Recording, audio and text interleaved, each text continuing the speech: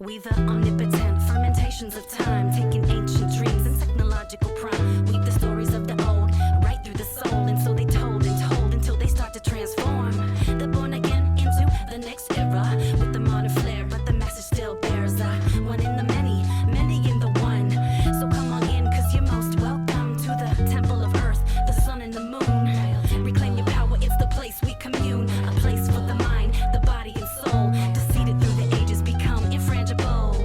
Welcome to the wild temple. Welcome to the wild temple.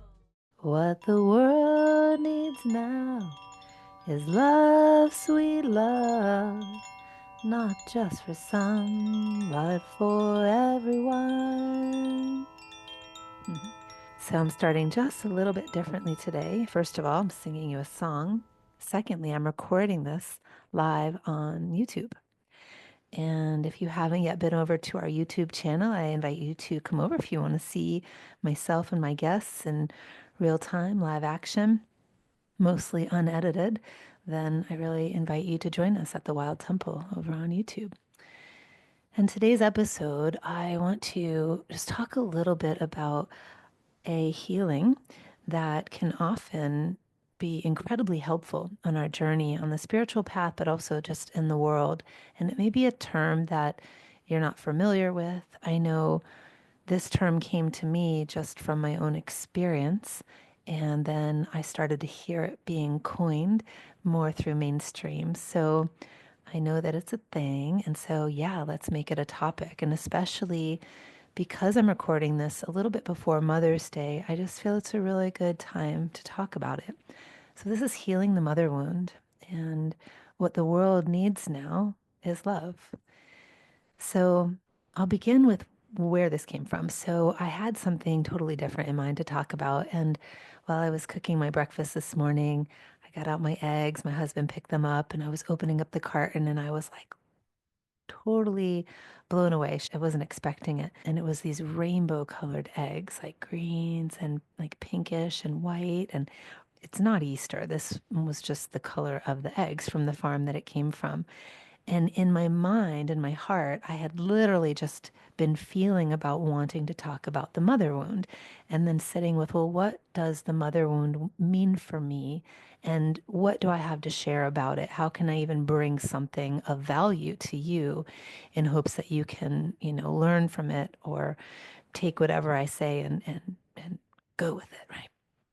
And so what I was realizing was with this idea of the mother wound, the part that feels so hard when you carry it in your own body or deep in your psyche, because it's so hard to get to, honestly. It often occurs at a very early developmental age in your childhood. So it's very hard to access or even recognize that you have it.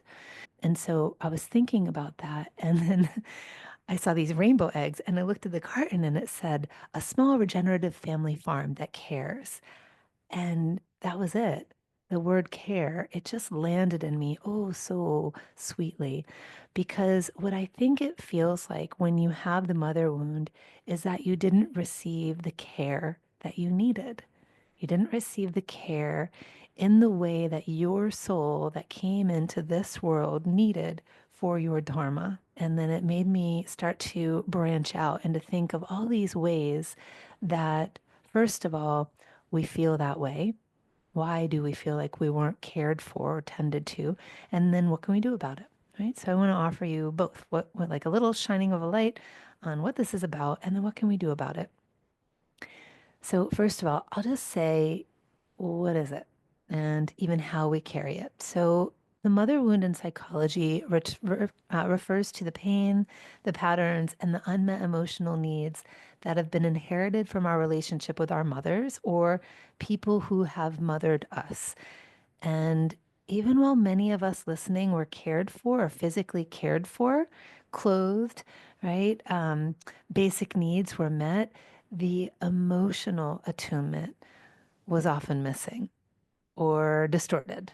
And so here are some conditions first that can lead one to a mother wound. And maybe just sit back and feel and see if any of these resonate.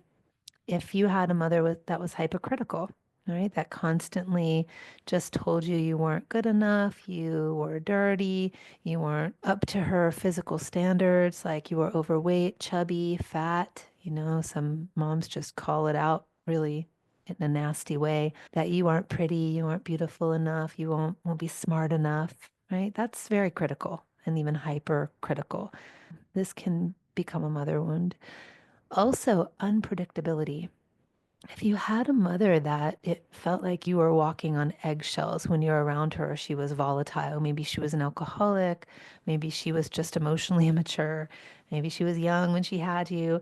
And that unpredictable behavior was really what you experienced at a very young age. It could create in you this lack of feeling safe, lack of feeling anything stable in life. And so it can lead to mistrust in the world. And I'll say with the hypercriticalness, it can lead to you actually taking that voice on and being really critical about yourself as well. So here's another one. What about a mother who needed you to tend to her needs, either emotionally or physically? So if she was sick and you had to tend to her or raise the other siblings, that's a big ask for a young child. And that makes you have to grow up early. And it can mean that as an adult, you constantly have to tend to people to feel of worth. Or you work really hard and you've become an overachiever or an overserver or an overworker, right? Emotionally, if your mother processed with you and maybe told you problems that she was dealing with, relied on you, leaned on you to help her figure out solutions, when you were yet to be mature enough to be responsible for holding your mother's woes, that can also have led to you having to grow up a little bit faster and some issues around being able to just be a child next to your parent. Like you have to tend to them. And that can come out in all kinds of interesting ways, again, as an adult. What about a mother who only offered love when certain conditions were met? That's a big one. That kind of goes with that critical mother, right? And this is the very, I would say, antithesis of what a divine mother is. So, a divine mother, the spiritual mother, is one that is unconditionally loving to you. And what I think is so beautiful about when I found the tantric path, one of my first sessions with my teacher, I was sharing with him, we often share our problems start from our parents. So I was sharing with him my upbringing. Actually, I think that's what he asks. I think he actually went right in, like, how was your childhood? Yeah, and so I had some of those. I was definitely the adult at age 5. For my very young parents, very wild, carefree, hippie parents. And what I remembered him sharing, because I had a number of issues that followed that. I know if you've been a listener to the Wild Temple podcast, I've shared with you I was an early runaway. So I left home at 15 because home was not safe, not comfortable for me. And he looked at me, he said, Brooke, and this reminds me of Khalil Gibran, where Khalil talks about your child is not your child. Your child is the child of the divine. He flipped it and he was like, your parents, they're just your blood donors, basically.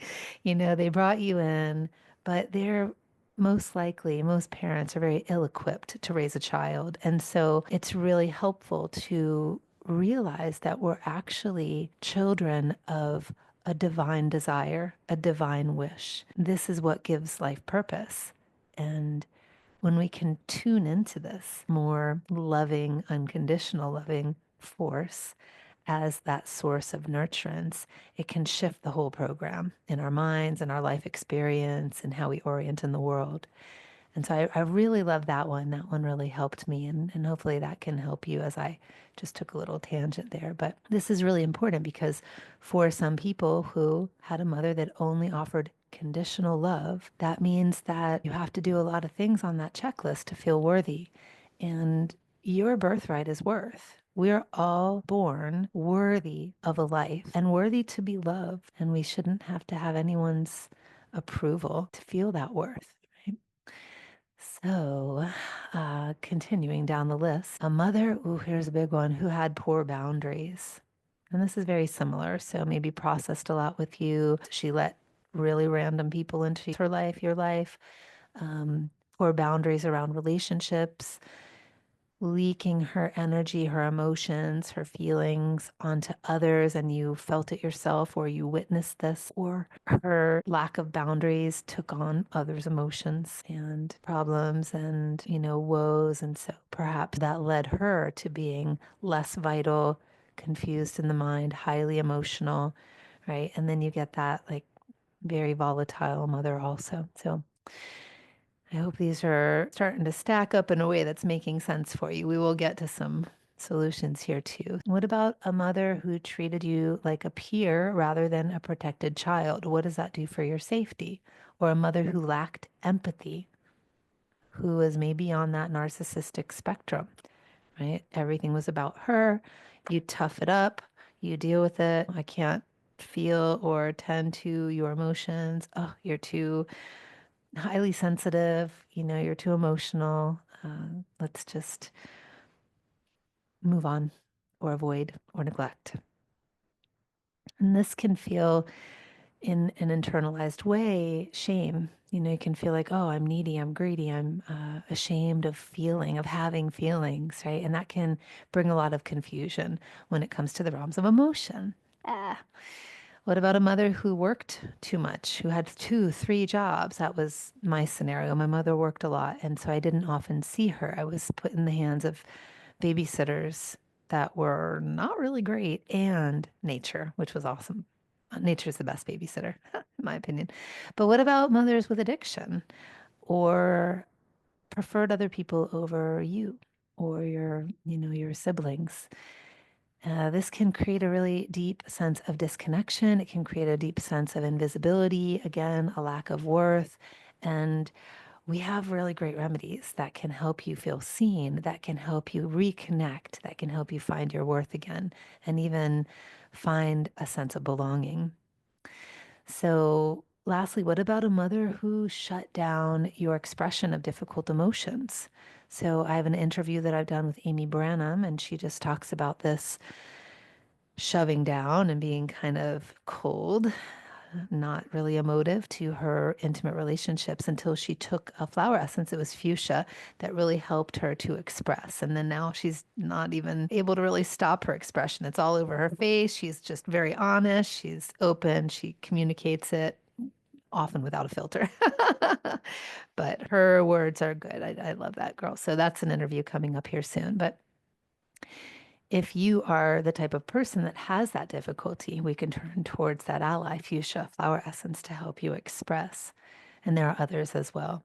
So, lastly, just what about did you have a mother that didn't provide comfort or security? And so, safety is an issue. Maybe she wasn't safe and you were scared, you had to hide, you had to protect yourself. And so, what does that feel like now as an adult? How is that playing out in your world? Are you still feeling like you can't speak up? Maybe around more dominant personalities or people who feel a little more confident than you. Maybe it's just on social media, you're comparing yourself with others, like, I can't voice that. I'm not good enough, XYZ, right? Okay, done with all this. These are all the things that lead to the mother wound. So, do you think maybe you have the mother wound? Or if not, that's great. Maybe you know somebody who does and you can learn a little bit more. So, I hope this isn't sounding preachy. I hope this is sounding like an invitation into this world of healing so that we can just all grow and move through the crap into the places where we can be together with one another, emotionally mature, with secure attachment styles of connecting. That is the goal. But what happens when these wounds go unseen? And often they are unseen because, again, it's early childhood, it's deep psyche stuff, it's early on in your brain before you had the verbal ability to express yourself, right? So that's how old it is. And one of the things that happens when these things are festering deep down, and these wounds are the kinds that are like They're causing abscesses, little shards stuck into the heart that you're like, ooh, got to access and find that shard first. Then I got to pull out that shard. Then the shard has to heal, right? Ooh, it's a process. But what do we do? What do we do? So we cope. We have all kinds of coping mechanisms. We exercise, we eat. Emotional eating is big for mother wound, and that's because we can nurture ourselves with food. Addictions, controlling our emotions in a way that we can manage them. So, alcohol, wine, cannabis, all kinds of even harder drugs, depending on the intensity, severity of either the abuse, the afflictions that your mother gave you, or the experience at that time that happened. Maybe that part was intense. Maybe it happened over and over again, and you are a highly sensitive person. And that compacted to become a little more traumatic than for someone who maybe isn't a highly sensitive person. And I'll say I'm a highly sensitive person. So I think that that definitely has played a part of why these wounds have gotten so deep and why it's taken me a lifetime to heal them. So we cope, we numb, we disassociate, we self destruct, and we try to save others because we don't know how to save ourselves. Boom. We also distract ourselves. We stay busy. We put everything else on the plate instead of tending to our own needs. We forget about self care. We instead self destruct. And so in this search for love, in this search for a highly fulfilled life of joy and happiness, this is something that if you feel like, yeah, okay, one or five or all of these are feeling resonating, that this is something that is needing to be healed. But what's important is we do need someone or something to hold onto as we dive deep. Sometimes that diving deep, we have to unravel a little bit, we have to melt and be a mess. And so we can turn towards what I like to call alambana, these tools for support to aid us in the healing process. So the first is really find a therapist that knows early childhood development issues. Maybe they have mother wound on their profile in Psychology Today. That would be the number one thing. So, secondly, I would say we can turn towards our other healing modalities. One would be yoga, and this is more for regulating our nervous system. It can help bring us strength and this kind of ability to feel capable in our bodies when we're doing the right asana, wisely sequenced. So we are grounded, we are stable, and we start to feel like we have that capacity before we tend.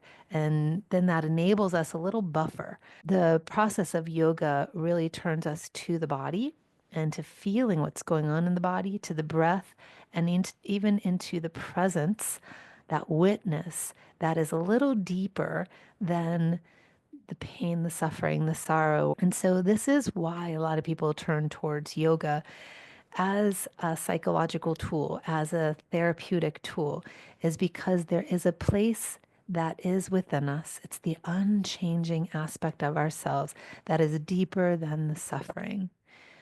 But if we have these mother wounds, right, these are tricky because it seems like it's all wrapped around that presence, that whole untouched self. So, yoga can't heal this alone, but it can be a great ally. Working with a therapist, creating a calm and consistent lifestyle with good eating habits, good sleeping habits, good community, good supportive relationships, all of these things can also aid you in starting to do this work of healing. And lastly, where the juice is of this conversation is, I wanted to share that this is where flower essences can really come in. This is where I get really passionate because the flowers are vibrational in nature, which means they're pranic, and energy can move into everything. Energy actually moves through things, right? So when we have this energetic healing quality of a plant, it can actually move into these layers that we can't often get to just by our conscious awareness alone, by talk therapy, by writing or journaling. It's a deeper, harder to reach, mostly unseen side of us that when we work with the flowers that have these specific medicine tools for those things that I just named, they bring it up.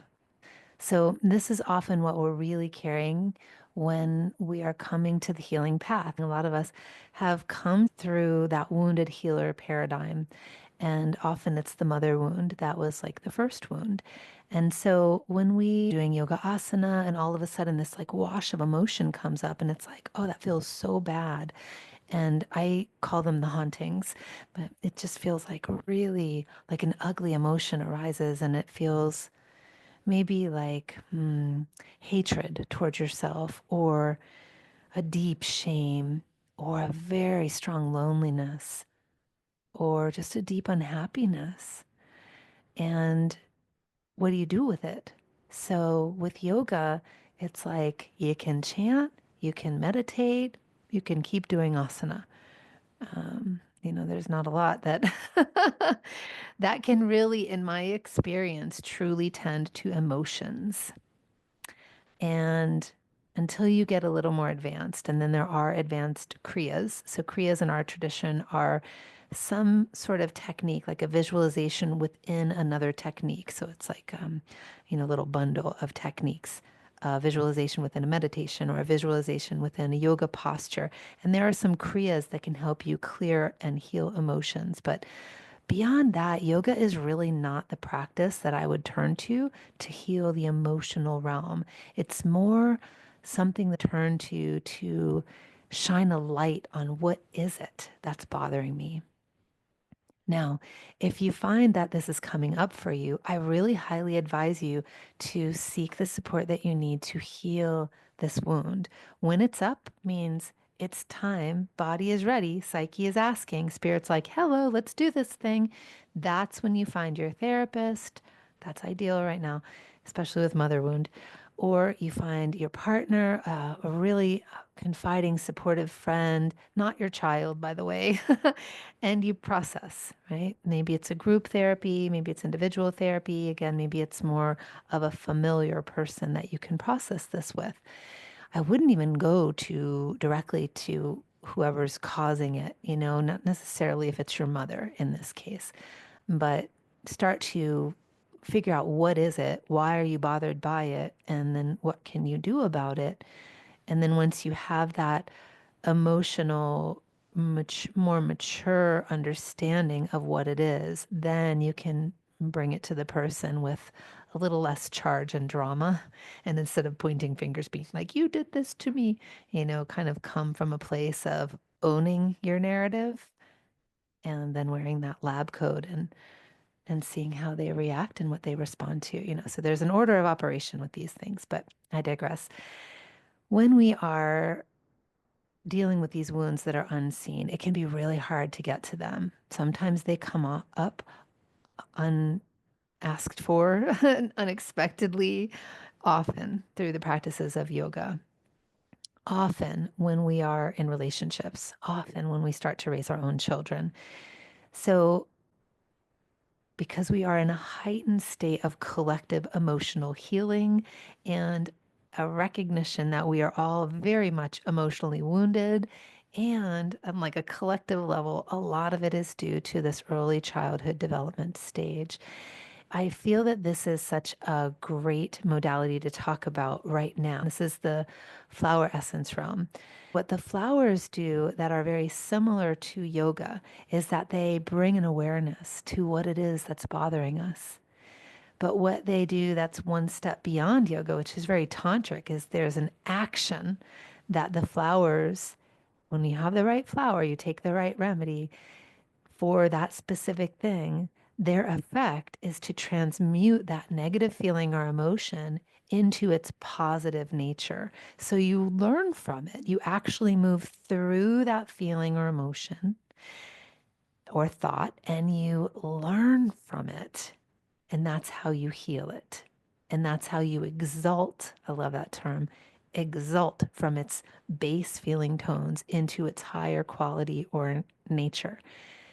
And this is the path of spiritual evolution. It's the healing path. It's the moving towards becoming an elder in your elder years. What I have found that is the most potent plant to work with when you have any kind of mother issue, whether being mothered or you mothering another, or it's, a continuous line of a shit show because you're just passing down these inherited traits, is to work with what is called Mariposa Lily. What I love about Mariposa Lily is that it actually brings this sensation of comfort to you. And often we'll feel that we're alone in whatever it is that we're going through, and we have to do it alone. And that can make us feel more anxious, more stressed out, more worried. Thoughts are spinning a little stronger. And what I've noticed when one takes Mariposa Lily, whether or not they have a mother wound, all of a sudden there's this feeling of nurturance. And that nurturing feeling can then be that buffer of, oh, okay, I can relax and do this work of healing now. So if you didn't receive that safety or comfort when you were growing up, Mariposa Lily could be one way of working with the plant, but there's also one called Splendid Mariposa Lily. And this brings us into the Great Mother.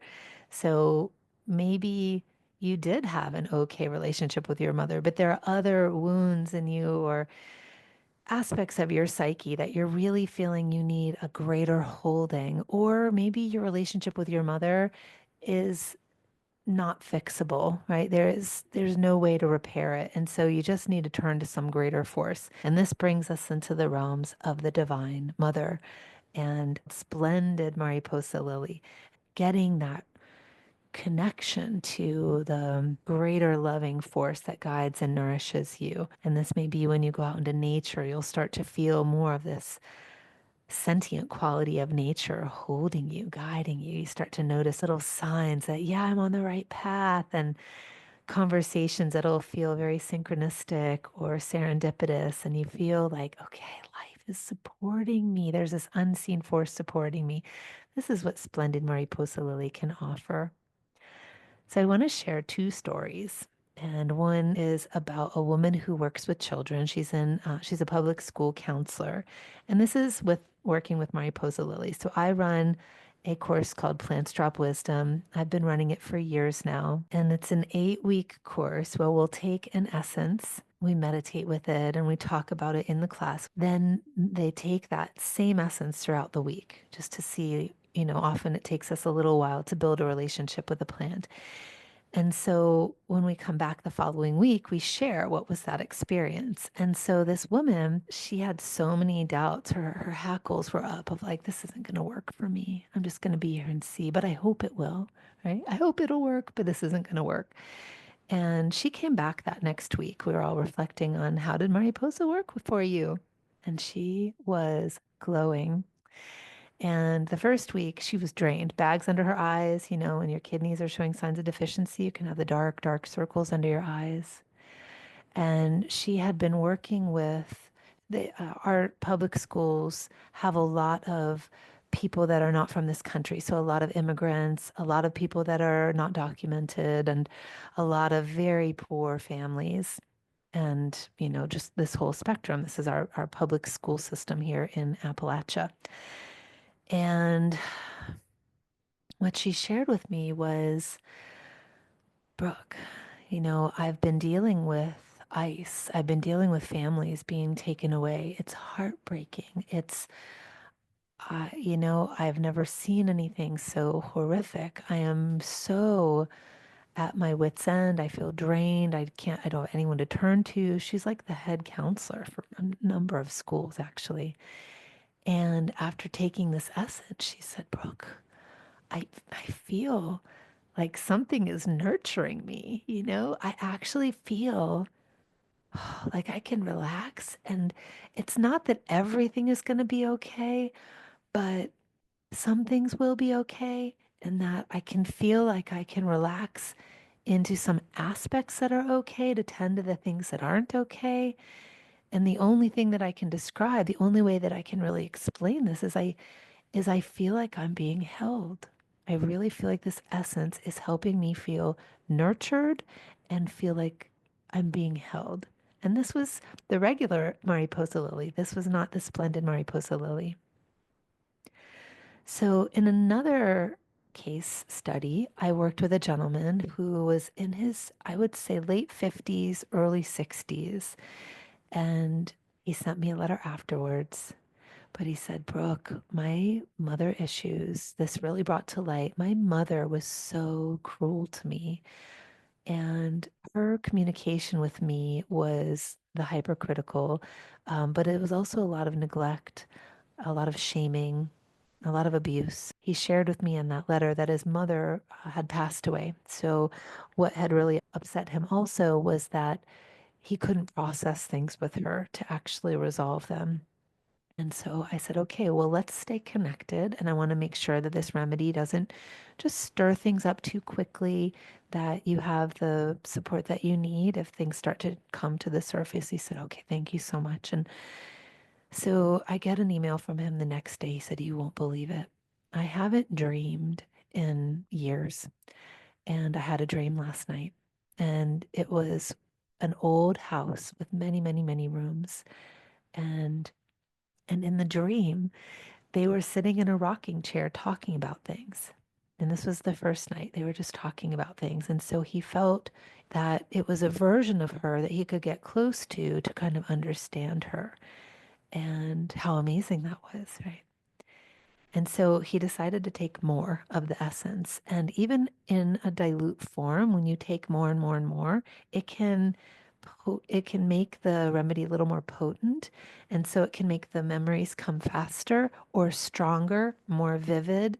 Um, Sometimes it's not easy to digest. And so we just have to make sure that it's not going to throw us off of our center. It's not going to put us into a healing crisis. We're not going to fall apart at work, et cetera, et cetera. Sometimes I often say, if you do know you have a mother wound and you're wanting to start with Mariposa Lily, try it when over the weekend, and give yourself some time to actually just be alone and or, to not have to be on and holding space for others. But what he shared with me was then there was another house that they were in. This had more tunnels, more rooms, and he saw a side of her that he hadn't remembered when he was a little kid. It was when she was really cruel and I guess a lot of neglect. And so that aspect of her, how she talked to him, what she said to him, everything was so clear in the dream. And he was just like, oh my gosh, this is horrible. He felt like a little, the little kid frozen in time, not able to protect himself, not able to get out of that scenario. Really awful nightmare, basically. But then he said he decided to take it the next day too. So he kept taking it. And he had a third dream. And again, he's in this scenario. So it's all of these rooms. But this time, along with seeing her and being himself as that child, his adult self was there too, or his higher knowing of who he was today was able to guide him in this dream and just help him stand up for himself. So he was, as that little kid, no, mom, you can't treat me like this, you know? And he was able to heal this aspect of his deeper woundings by bringing his higher knowing, his more matured emotional self into the picture, which is a form of reparenting. So we know this for some of you who are listening. You probably have a therapist that helps you reparent your wounded child. So that's essentially what was happening in this dream, just by him taking now some amped up drops of this Mariposa lily. Anyway, so what he and I both realized was, though, at the pace, at the intensity of the work he was doing, it was manageable because he had taken off work. It was actually over a long weekend that all of this was coming. It happened mostly in the dream space, but in reflection with our group, we were able to share you can titrate it. So he could have slowed it down a little bit. He didn't have to amp it up. Um, what if he was stuck in that state of that nightmare dream for a while, right? But he wasn't, luckily. So he had enough skills that he could then start to tend. Anyway, I just want to share with you this window because some people don't believe that, or they don't know that flower essences work, or that they are even out there to help us tend to our emotions. So the invitation is that you're not alone, you're not broken. In this time of our collective healing, it is the time that we need to tend to our inner child, to learn how to reparent ourselves, to start to really heal our lineages, which are passing down these traumas, and to remember that loving, caring, and tending is not something that we need to earn. It's innate, it's within us. And so if we are feeling this abyss, I often feel like that mother wound, and this is what I was feeling as I was cooking my breakfast today. The feeling tone to me of the mother wound is like when you're looking at that abandoned parking lot and you see the cigarette butts kind of sticking out of the soil, and the soil is really like hard and cracked, and there's barely any plants growing there, and it just feels like no love is there in that part of the parking lot, and it's desecrated and it's neglected. That to me is what it feels like when you have a deep mother wound. And so when we can turn towards the Mariposa lily, for example, to heal that, that desolate parking lot then becomes a beautiful, fertile soil. Beautiful plants, healthful plants start to grow, and that feeling of neglect starts to shape into a feeling of caring and tending. And so sometimes we need to turn towards that mother relationship, physical mother, and work with it on that level. For some of us on the spiritual path, it's Divine Mother. It's actually being broken at a level of some kind of soul slice. And this could be if maybe you were in a relationship that took away your power and made you feel really small in your spiritual beliefs, in your connection to the earth, for example. Oh, you cannot go outside and, worship that tree or this particular crystal or that particular goddess or deity. If you do so, I will punish you. If you do so, you are stupid and unworthy. If you do so, fill in the blank.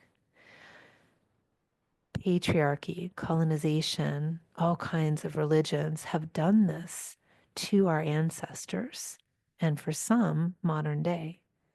So we have this mother wound that's physical mother, and we have a mother wound that's a spiritual mother wound.